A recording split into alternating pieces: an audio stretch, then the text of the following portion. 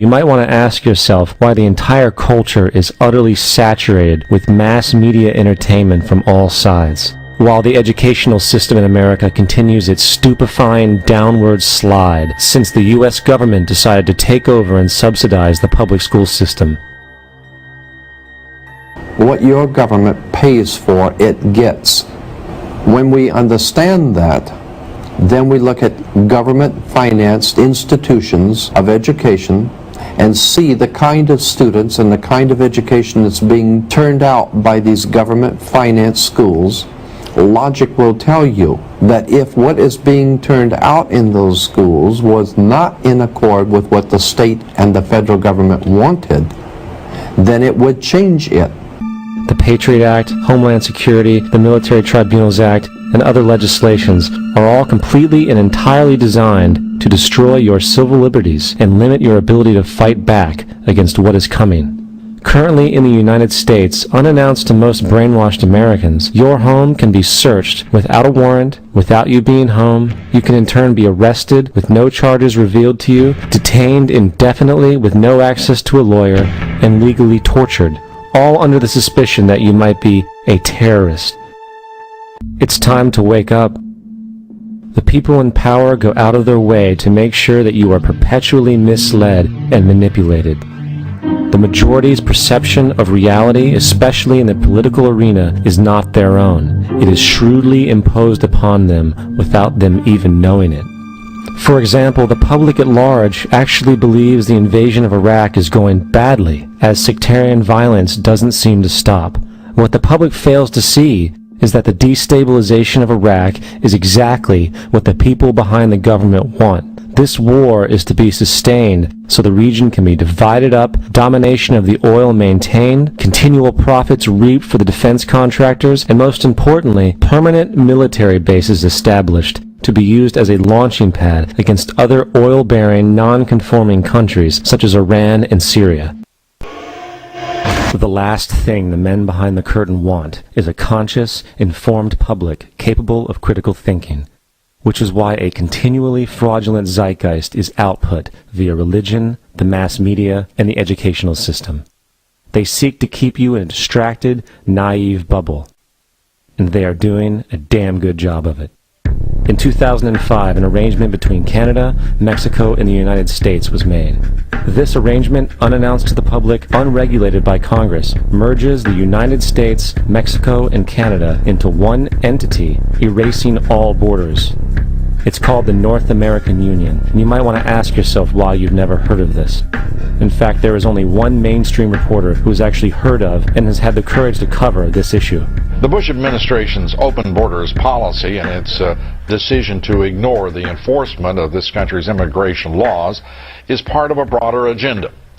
President Bush signed a formal agreement that will end the United States as we know it, and he took the step without approval from either the U.S. Congress or the people of the United States. It's a deal that few have even heard of. It's being done again by very few people at the very top on behalf of the investment class, but the working class of people, political officials across our country, from communities, from cities and so forth, they don't know anything about this. This isn't some trade agreement. It is a total removal of sovereignty from these countries, which will also result in a completely new currency called the Amero. The American Constitution will eventually be obsolete. You would think that a situation like this would be on the cover of every major newspaper. That is until you realize that the people who are behind this movement are the same people behind the mainstream media, and you are not told what you're not supposed to know. The North American Union is the same concept as the European Union, the African Union, and the soon-to-be Asian Union, and the same people are behind all of them. And, when the time is right, the North American Union, the European Union, the African Union, and the Asian Union will be merged together, forming the final stages of a plan these men have been working on for over 60 years. A one-world government. And if we have learned anything from history, it is that power corrupts, and absolute power corrupts absolutely. This is Aaron Russo, a filmmaker and former politician. To his left is Nicholas Rockefeller of the infamous Rockefeller banking and business dynasty. After maintaining a close friendship with Nicholas Rockefeller, Aaron eventually ended the relationship, appalled by what he had learned about the Rockefellers and their ambitions. I got a call one day from an attorney woman I knew, and she said, would you like to meet one of the Rockefellers? I said, sure, I'd love to. And we became friends, and he began to divulge a lot of things to me.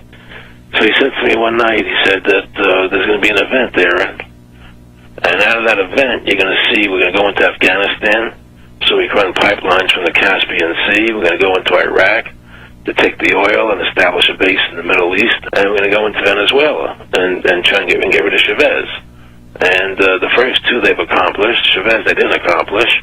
And he said you're going to see guys going into caves looking for looking for people that they're never going to find.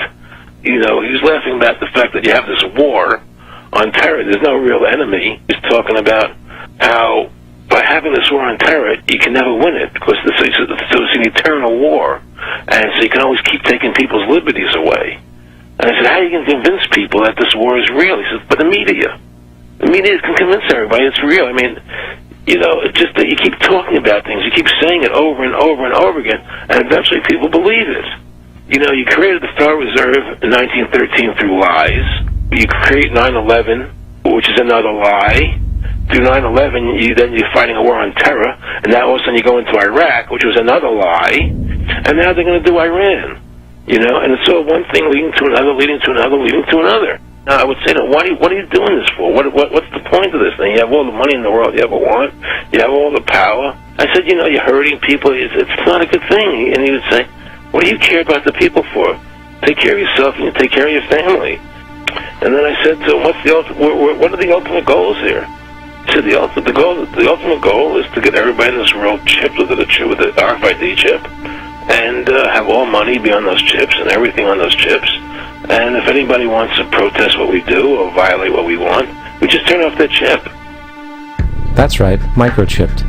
In 2005, Congress, under the pretense of immigration control and the so-called war on terrorism, passed the Real ID Act, under which it is projected by May 2008, you will be required to carry around a federal identification card, which includes on it a scannable barcode with your personal information.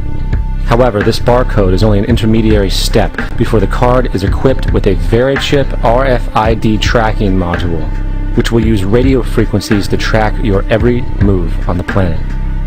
If this sounds foreign to you, please note that the RFID tracking chip is already in all new American passports. And the final step is the implanted chip, which many people have already been manipulated into accepting under different pretenses. We have a Florida family who are really pioneers in a brave new world. They have volunteered to be the first ever to have microchip identification devices implanted into their body. After 9/11, I was really concerned with the security of my family. In the end, everybody will be locked into a monitored control grid where every single action you perform is documented. And if you get out of line, they can just turn off your chip, for at that point in time, every single aspect of society will revolve around interactions with the chips. This is the picture that is painted for the future if you open your eyes to see it. A centralized one-world economy where everyone's moves and everyone's transactions are tracked and monitored, all rights removed. The most incredible aspect of all.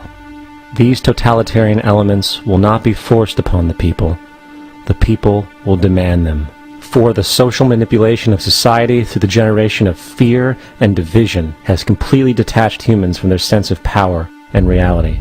A process which has been going on for centuries, if not millennia. Religion, patriotism, race, wealth, class, and every other form of arbitrary, separatist identification and thus conceit has served to create a controlled population, utterly malleable in the hands of the few. Divide and conquer is the motto, and as long as people continue to see themselves as separate from everything else, they lend themselves to being completely enslaved.